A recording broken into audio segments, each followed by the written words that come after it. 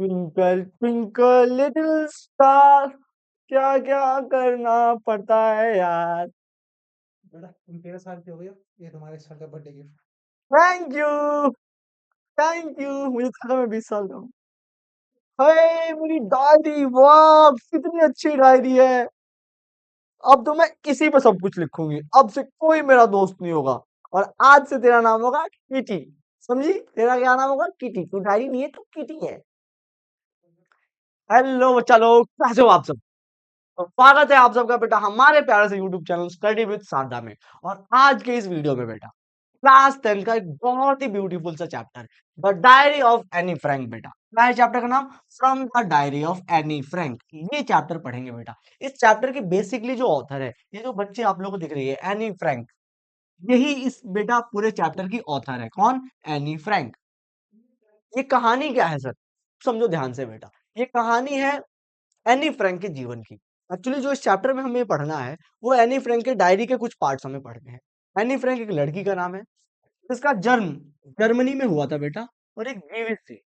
आप लोगों को 9th क्लास में ज्यूज के बारे में पढ़ा होगा कि कैसे ज्यूज के खिलाफ सेकेंड वर्ल्ड वॉर के टाइम पे हिटलर ने टॉर्चर किया था। तो एक ज्यूज लड़की थी, जिसको क्या किया गया था बहुत छोटी उम्र में, जब ये थी लगभग 12-13 साल की उम्र में।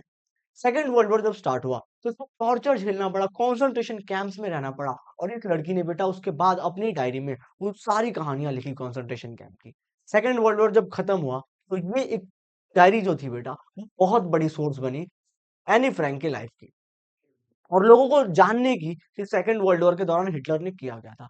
बाद में चल के जब पूरे कॉन्सेंट्रेशन कैंप में एनी फ्रैंक की पूरी फैमिली मारी गई, तो उसके फादर जो कि बचे थे, ओनली सर्वाइवर उसके फादर थे इसकी फैमिली में, उन्होंने इस डायरी को आगे पब्लिश किया और पूरी दुनिया के सामने एनी फ्रैंक की डायरी आई। लोगों को पता चला कि किस लेवल के टॉर्चर कॉन्सेंट्रेशन कैंप्स में हिटलर करता था। तो आते हैं, अब चैप्टर स्टार्ट करते हैं एनी फ्रैंक की डायरी से।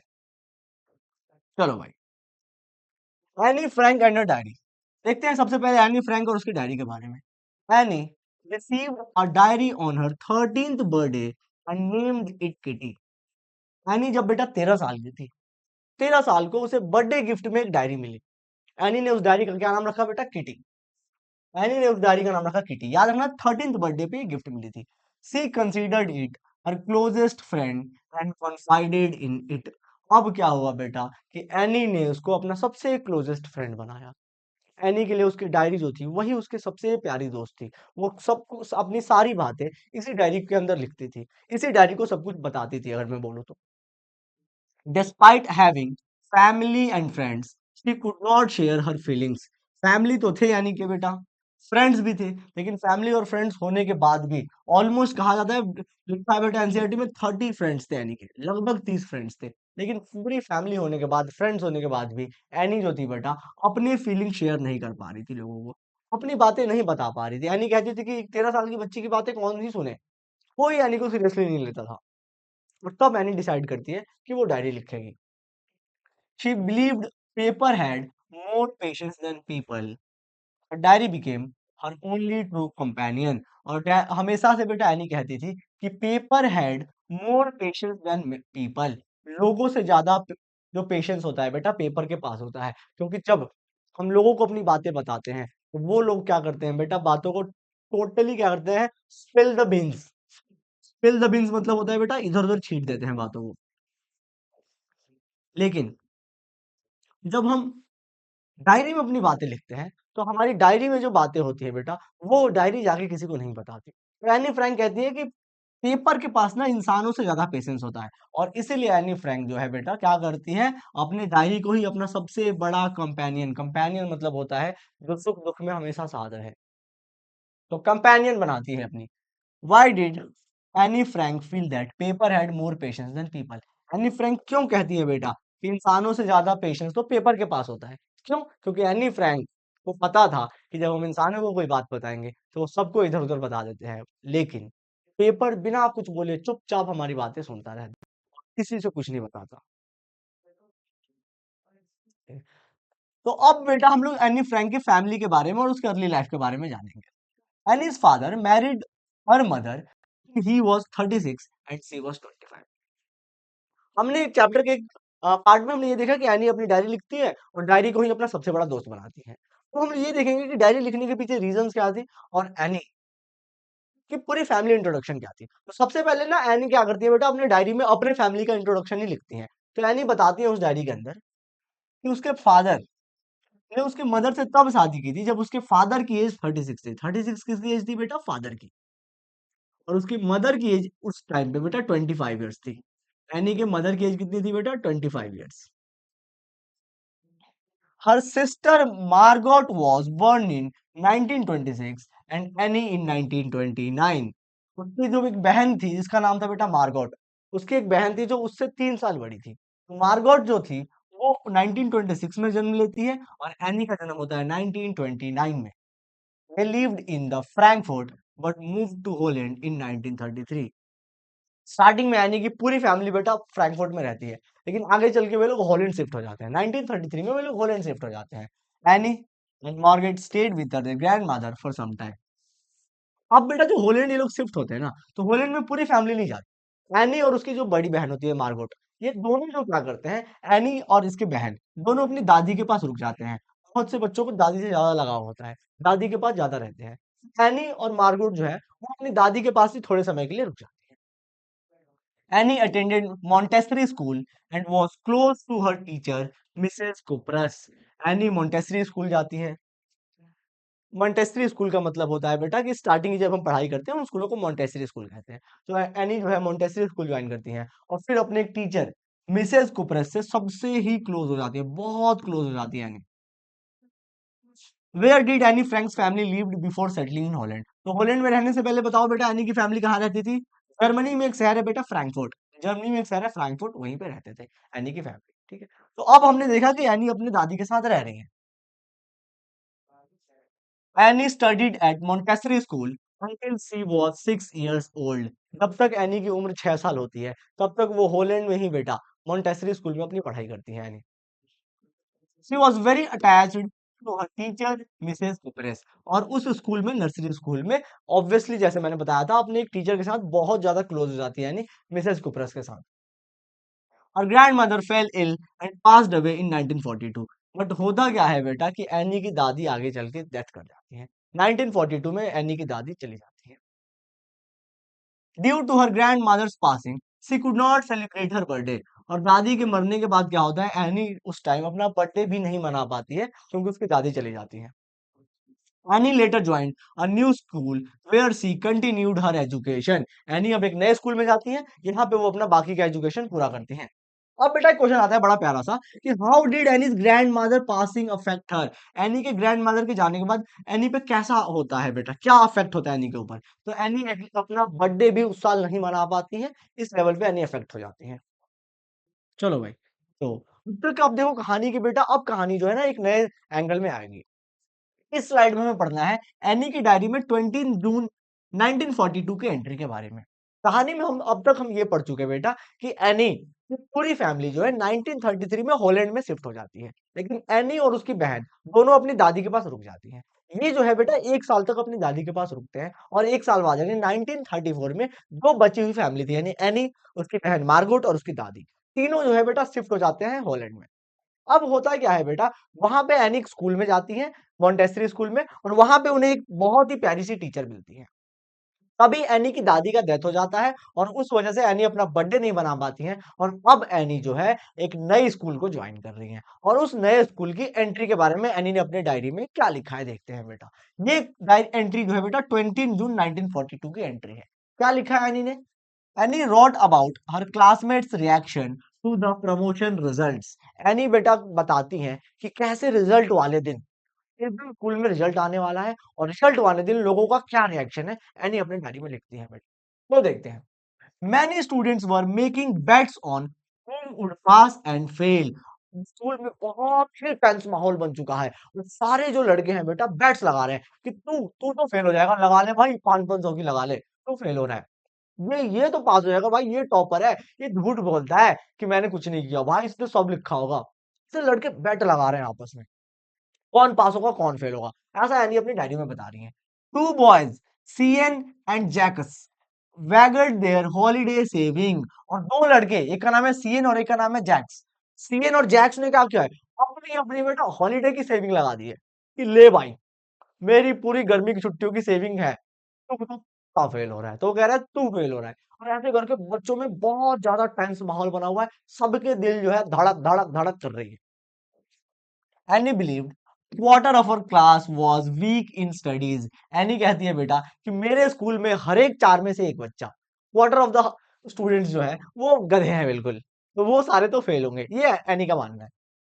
She was confident but slightly worried about her mathematics result. यानी अपने रिजल्ट के बारे में क्या सोचती है, यानी कहती है कि मैं तो पास हो जाऊंगी, लेकिन थोड़ा मुझे मैथ्स का डर है। बिल्कुल आप लोगों वाला सीन है बेटा, कि पास तो हो जाएंगे लेकिन थोड़ा बहुत मैथ्स का डर है। तो एनी कह रही है, आप लोग रिलेट कर पा रहे होगे एनी की डायरी से।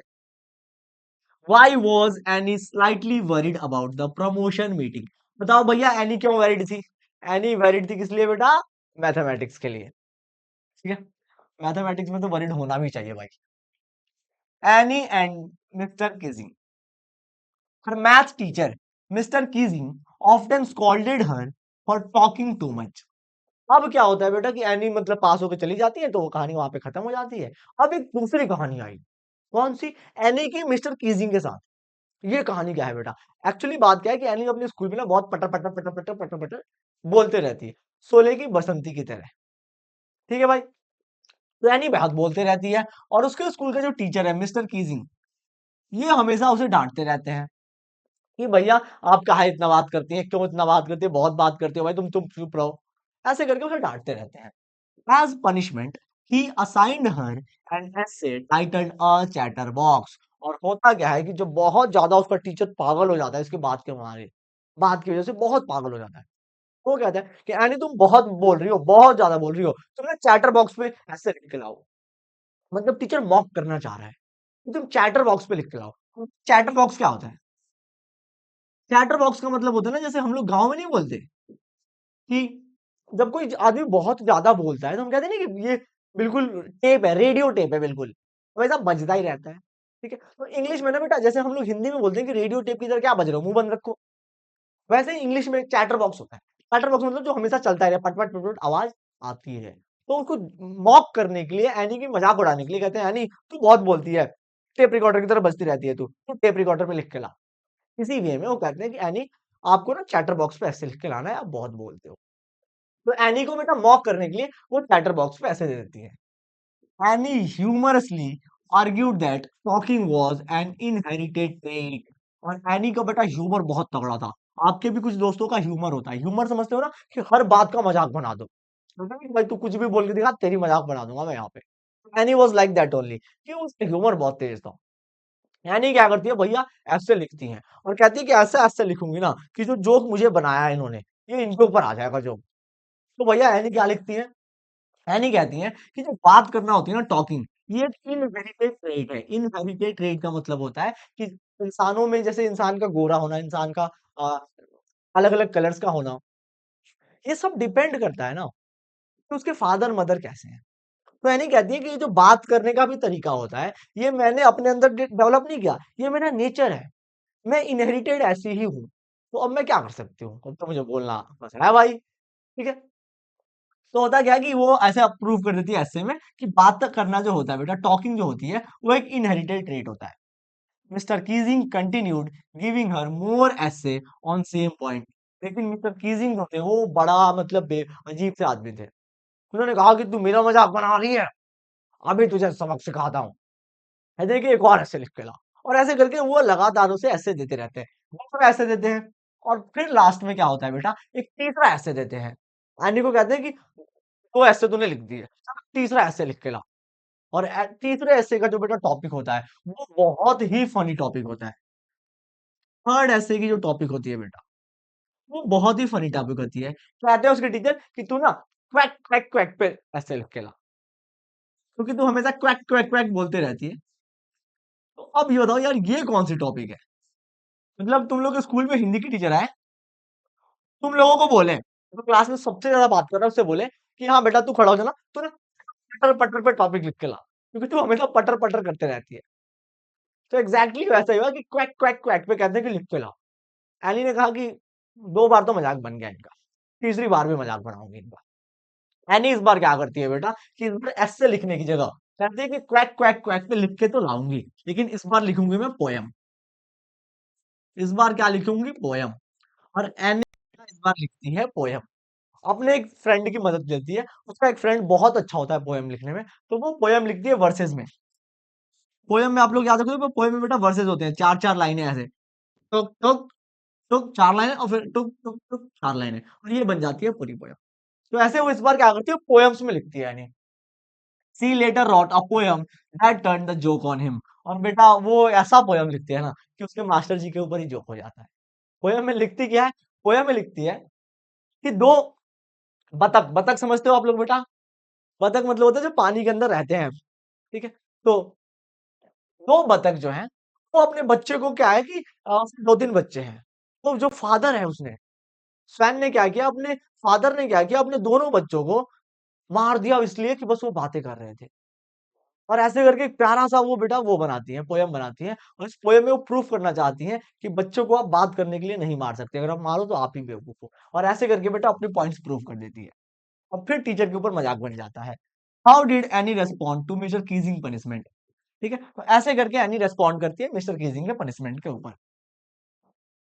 ठीक है, तो देखते हैं बेटा ये वाली point. Annie's friend helped her write the final essay as the poem. तो एनी का दोस्त उसको मदद करता है लास्ट वाली पोएम लिखने में। The poem was about a father swan punishing his ducklings for quacking too much. और ये पोएम है बेटा, वो पोएम इज ऑल अबाउट एक बतख, बतख मैंने बता रखा था पानी के अंदर होता है स्वैन। तो एक फादर स्वैन जो है अपने डकलिंग्स को, डकलिंग्स मतलब होता है बेटा डक के जो बच्चे होते हैं ना, उन्हें कहा जाता है डकलिंग्स। याद रखना, डक, डक का जो मेल वर्जन होता है उसे कहते हैं बेटा स्वैन। क्या कहते हैं बेटा? स्वैन। और इनके जो बच्चे होते हैं उनको कहते हैं डकलिंग्स। तो अपने डकलिंग्स को स्वैन क्या कर रहा है, बोलने की वजह से मार दे रहा है। ठीक है, और ये बेटा पूरी कहानी का कॉन्टेक्स्ट था उसके पोयम का। Mister Keesing found the poem humorous instead of offensive. और अब जब मिस्टर मिस्टर मिस्टर कीजिंग उसको पढ़ते हैं बेटा, तो उनको पढ़ के अजीब सा लगता है, कहते हैं कि बात तो सही बोल रही है लड़की। और अंदर ही अंदर ना वो बहुत खुश होते हैं, और उनको मतलब वो ऑफेंसिव नहीं होते, बहुत ही खुश होते हैं, उनको अच्छा लगता है ये पढ़ के। He shared it with the class and the other teachers, appreciating the humor। और वो सबको जाके बताते हैं अपने क्लास में, स्टाफ्स में, दूसरे क्लासों में जाके बताते हैं कि देखो कितना मस्त इस बच्चे ने पोएम लिखा है, मेरे ऊपर फिर जोक बना दिया इसने। काफी ज्यादा एनी को अप्रिशिएट किया जाता है। After that he never punished any for talking in the class again. और फिर उसके बाद एनी क्लास में बात करती है, लेकिन उसके टीचर कभी भी उसे पनिश नहीं करते हैं, क्योंकि उनको रियलाइज हो जाता है कि बात करना तो बच्चों की आदत होती है, जैसे आप लोग अपनी क्लास में बात करते रहते हो। तो अब एक क्वेश्चन है बेटा प्यारा सा, what was the effect of Annie's poem on mister Keesing? Mister Keesing के ऊपर एनीज के पोएम का क्या इफेक्ट पड़ा?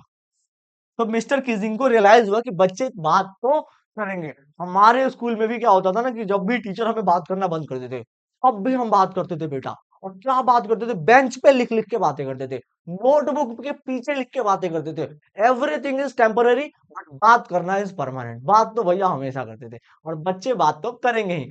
आपने भी बेटा कभी ना कभी जरूर ऐसे लिख के बातें की होगी, और अगर ऐसी की है तो कमेंट बॉक्स में मुझे जरूर बताना। ठीक है, चैप्टर बेटा पूरा खत्म हुआ। ये था एनी फ्रैंक का पहला सा चैप्टर। जितने भी इंपॉर्टेंट क्वेश्चंस थे वो आप लोगों को यहाँ पे मिल गए होंगे रेड कलर के क्वेश्चन में। आई होप आप लोगों ने पूरा चैप्टर बहुत अच्छे से एंजॉय किया होगा। सबसे जो बेस्ट पार्ट है उसका कमेंट में जरूर डालना बेटा, और खूब मन लगा के पढ़ते रहिए। Take care all of you, bye all of you.